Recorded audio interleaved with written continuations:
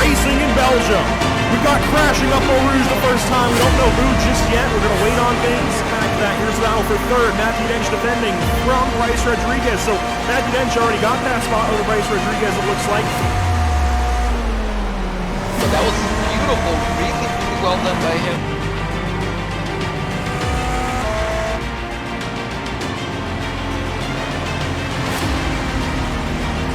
Rodriguez looking to the inside of Jackson Rosende. He's going to go for it. Does he go for two? No, can't quite do it. Side by side. Oh my goodness, what a move. Two, and here we go. Challenge with a race lead.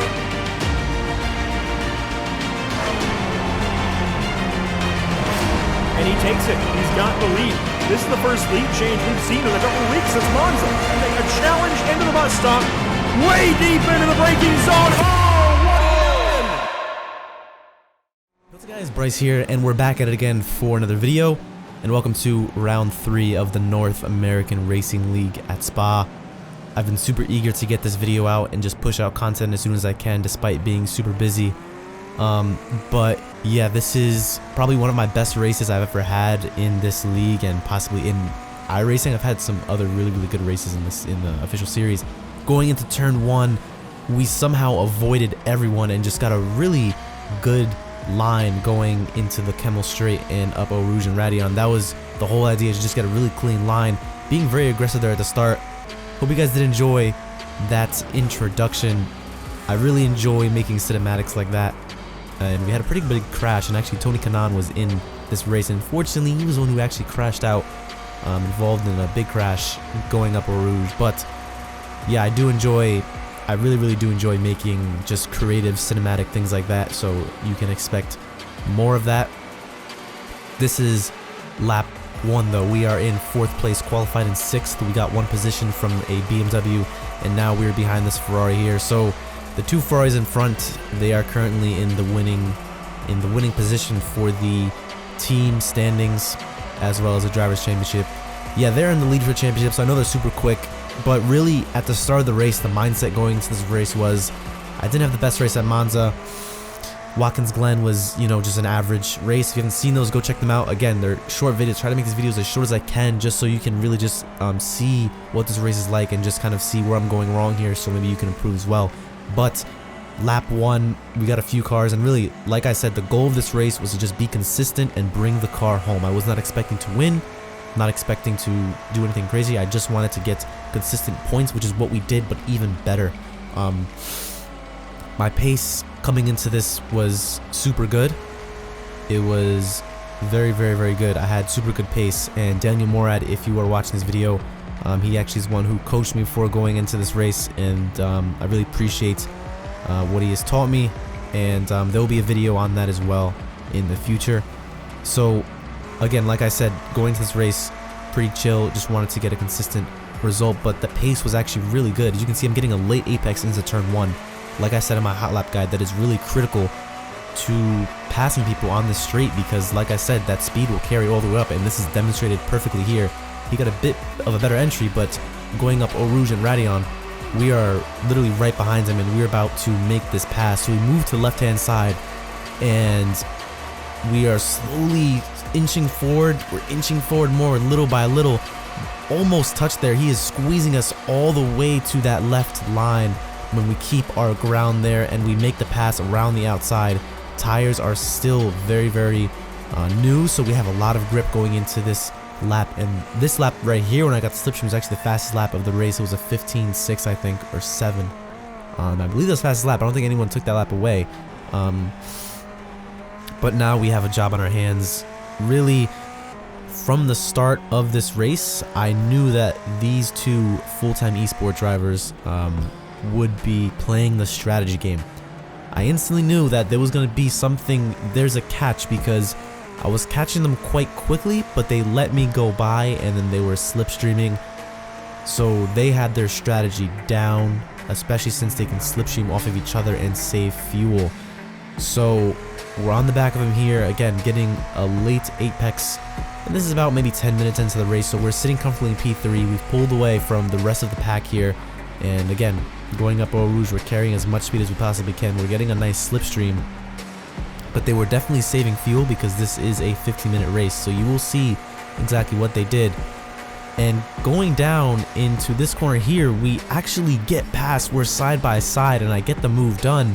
But again, it seemed a little bit too easy to be true, the fact that he was a bit slowed down. So I knew that if I did pass him, I would have to pull away, which I didn't exactly do. So we get past the first Ferrari, and then now we have the guy in first place, which I do get past in a few other corners. My pace throughout the race was super consistent and good, so this is why I was actually able to pass these guys, because I think they weren't expecting to be passed, but they did play the strategy game absolutely just perfect. They did really nail this. So going into this corner here, he just leaves the door wide open, didn't really give up much of a fight, and we go down the inside, and now we're in P1. But like I said, this happened for a reason, because now they are able to slipstream behind me, especially on these long straights, and save fuel, which means they have to stop for less fuel in the pits, and I didn't. I'm not really sure what I could have done differently. I could have stayed behind them as well and get a slipstream to save fuel, but again, I didn't really know at the time, but this is definitely something to keep in mind when you're racing. But I was in front of them at the time. I didn't really pull away too much, probably at the beginning of the race before I pit. I was only able to be in front of them by about half a second, didn't really go anything above a second or anything like that, but that is pretty much it. And now I'm going to skip to when I went in the pits. This isn't my replay, unfortunately. I completely forgot to save it after a crazy race. So we're going into the pits now, and we come out the pits. We had a decent stop, wasn't too crazy, and we're really pushing on this lap. This is the out lap where we need to push as hard as we possibly can. And again, keep in mind, we came in, we were in P1 by about half a second, close to a second. And when we come out and they pit, we were behind them by 2 seconds from the guy in first place. And I could have passed this Ferrari here going into Eau Rouge, but I didn't want to do anything just too crazy. You can see how much speed I'm gaining, but we're going to wait and be patient and pass him on the Camel straight. But like I said, they were able to slipstream off of me for about 20 minutes. About 20 minutes even, maybe a little bit less, about 15 minutes, and really save a lot of fuel. So they obviously had to stop for less. So we get past Resende here, or no, we don't get past him here, but we're almost. I did hit him a bit there from netcode. I think I passed him on the next lap, and then I had a shot to chase down P1, but unfortunately there really just wasn't enough time, and I had a few mistakes that really cost this. So once the second or on the third phase of the race, I really knew that P2 is kind of what I'm fighting for. So you can see here we have about 15 minutes left in this race. It's race on, game on. First is a little bit out of reach right now because we need to get past this Ferrari, and if we don't, we're going to be held up quite a lot. So we have the 225 car in front of us here. Again, focusing on this late apex, we get a super good exit out of turn 1, and you can just see how close we are. We're applying tons of pressure just to try to force an error, force a mistake, let our presence be known. Going up Eau Rouge and Radion, we are closer than ever, and now we're going to make this move. We're going to move to the left-hand side, just like in the beginning of the race. We are going to get squeezed ever so slightly. I literally thought I was going to be on the grass there, but I did not, and we get the move done. And now we are in second place. But you can see here, he backed off. He actually let me have the position, which again, that's all part of the strategy. Now in my head, I'm like, okay, so there's about 5 minutes left in this race. If he is letting me through, then that most likely means that he's going to try to plan a move towards the end of the race. So that is really good to know. Kind of like in NASCAR, where being behind, you're kind of in the better position because you can pounce towards the end of the race because he has the slipstream. So from this point on, I kind of knew P1 was just a little bit, the win was a little bit out of reach. We get really out of control there coming out of that corner. This is when I knew that's really P2 is what I'm battling for here. And he actually passes me again on the inside and didn't put too much of a fight up. And I actually don't know if he passed me here. We were side by side going into this right-hander, left-hander. Almost. We almost had contact there. I was really worried that I would have drifted into him, but now we're battling with him. We're losing tons of time to his teammate in first, so I knew that the win was just a little bit out of reach with the amount of time we had left. So I'm just trying to battle him and really stay as close as I can. I knew my pace was quicker, but again, one little mistake towards the end of the race of weak tires, you really can lose a lot of ground and lose your momentum. So on this back straight here, we're trying to follow him just as closely as I can. Going into the bus stop, a really difficult corner towards the end of the race. We have to brake a lot sooner. Look how much speed we're carrying, and this is dangerous because I have to keep this in mind that he will have the same amount of speed if he gets a good exit on the last lap. Again, focusing on the exits, and that is really what has kept this battle alive. Again, we're getting a good slipstream, but we're gonna wait till that Camel straight, just like we usually always do. Again, a good exit out of turn 1, my favorite passing opportunity, and we got a beautiful exit, and he is within half a second. So now we're gonna be going up Eau Rouge and Radion, trying to get a pass done, but this time make it stick. So as you can see here, we have so much speed going up through here, and we're gonna pass him very, very quickly here. But you can see there, he moved over for us, and now he's right behind us, which means that we are under threat because there's about 2 laps remaining in this race, and we are under threat. So this is not good. E1, like I said, there's about 2 minutes left. There's not really any chance, but I'm still pushing as hard as we can. Here's the final lap of the race.